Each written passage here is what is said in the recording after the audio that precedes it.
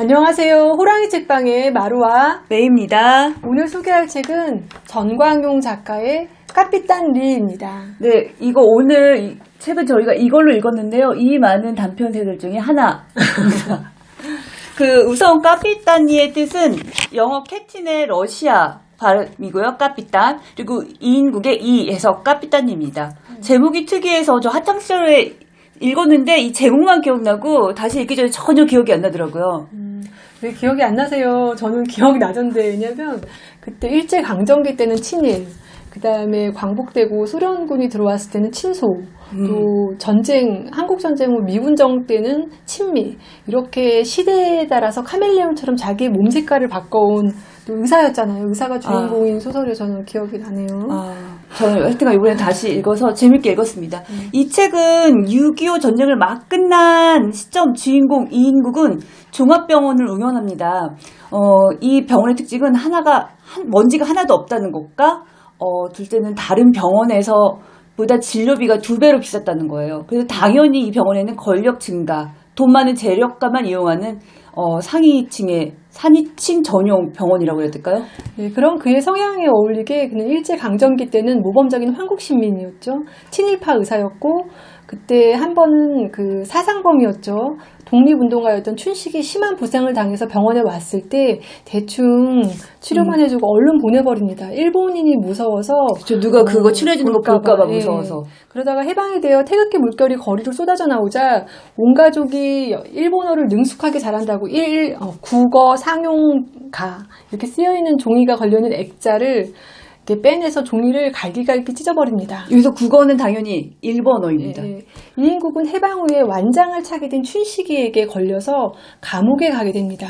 그 죄명은 친일파, 민족 반역자, 일제의 간첩 행위 등. 그래서 이제 총살을 앞두고 있는데 감옥에서도 러시아어 회화를 공부합니다. 그러다가 감옥 안에 이질이 돌게 되고요. 의사인 그에게 기회가 옵니다. 이질도 치료를 하고 거기에 장교가 하나 있는데 얼굴에 혹이 좀 컸나 봐요. 그래가지고 그 혹을 깔끔하게 치료를 해주고 또 맹장 수술도 해주고 이래가지고 인정받는 의사가 됩니다. 그리고 친해져서 자기 아들을 러시아로 유학을 보내기도 하고요. 그러다가 한국전쟁이 일어나고 1.4.5태, 1951년 1월 4일날 1.4.5태 때 이북에서 이제 남쪽으로 월남합니다.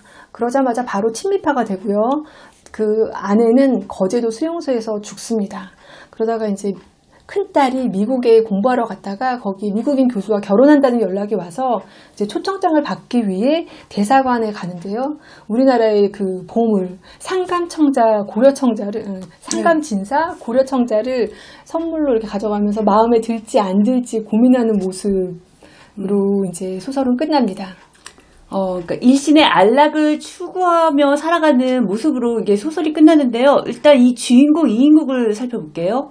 강자에게 비굴하게 굴면서 지금부터 계속 나온 자리를 가고 싶어하고 타고난 교활함으로 기회를 엿보면서 살아남기 위해 모든 것과 타협합니다. 자기 내적으로나 외적으로나. 이 소설의 이야기는 시간이 순차적이지 않아요. 그냥 자기가 기억낸 대로 현재였다가 과거였다가 막 이런 것들이 연결되고 있고요. 그리고 아까 말씀드렸다시피 내적 갈등이 없죠. 갈등할 게 없어요. 기회나 낙이한테 이익이면 무조건 그걸 잡는 사람이니까. 그러다 보니 갈등 구조도 없고 파국도 없습니다.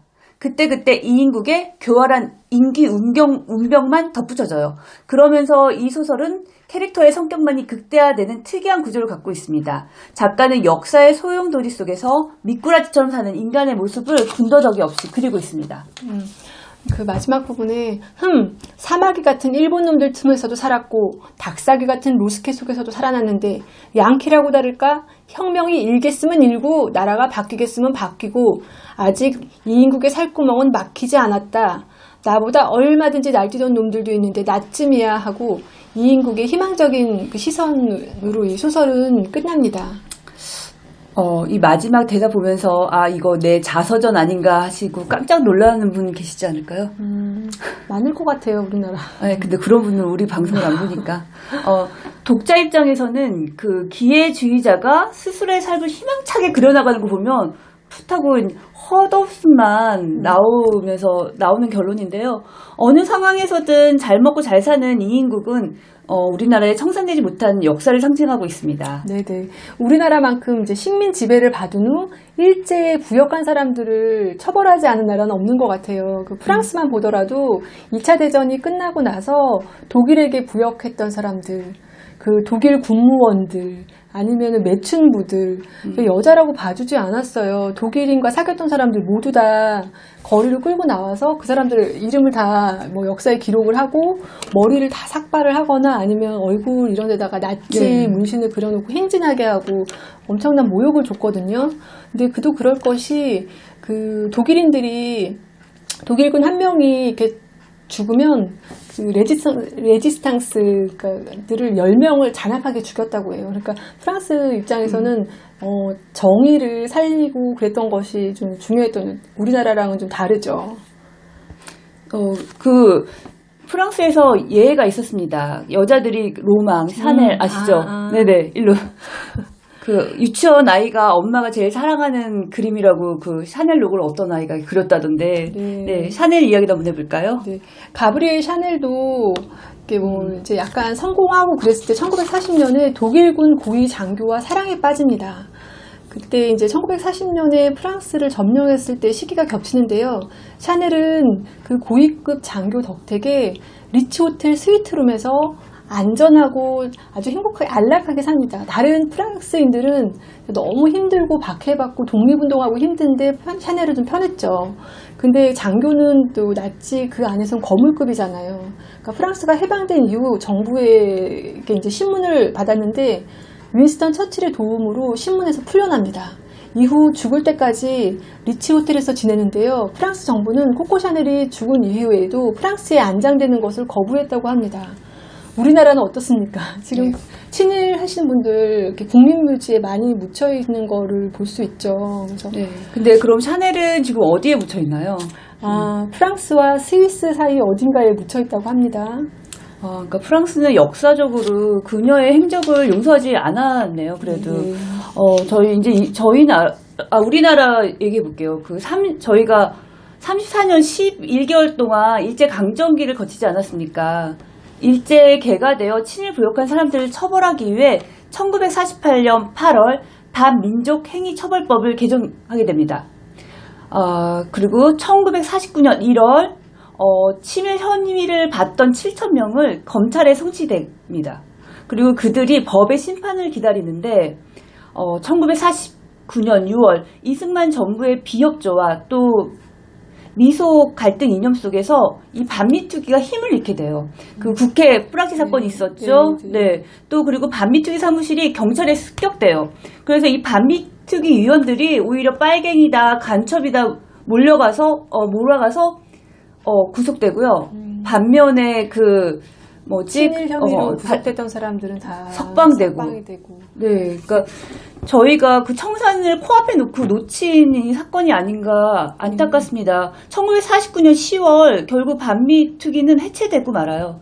그래서 역사에 정의를 세우는 것은 민족을 팔아먹은 사람을 정확히 기록할 것이고 그 기록을 보며 이들의 역사가 정말 두렵다는 것을 누구나 알아야 되는데 그렇지 못한 안타깝고 답답하긴 합니다. 짧게나마 청산의 기회가 저희에도 있었는데 너무 안타까워요. 그러니까 미군이랑 소련이랑 같이 대치하고 있었고 또 우리 빨갱이다, 간첩이다 이런 거에서 쉽게 공권력을 행사하고 그러면서 우리는 청산되지 못한 역사네요, 우리나라는.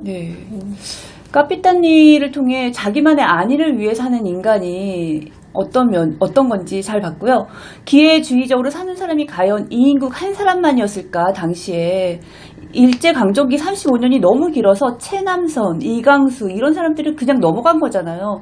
저는 이인국이 한 개인 이야기라보다 많은 여러 사람들이 생존을 위해서 이 카피타니의 주인공처럼 살았다는 생각이 듭니다. 네네. 그래서 지금 이제 어떻게 보면 우리는 비판적으로 보긴 하는데 또 약간 비판은 안 할 수도 없고 좀 씁쓸합니다. 그러니까 아직까지도 청산이 되지 못한 역사, 그 안에서 한 개인의 삶을 돌아본 소설이었습니다. 네, 오늘 여기까지입니다. 감사합니다.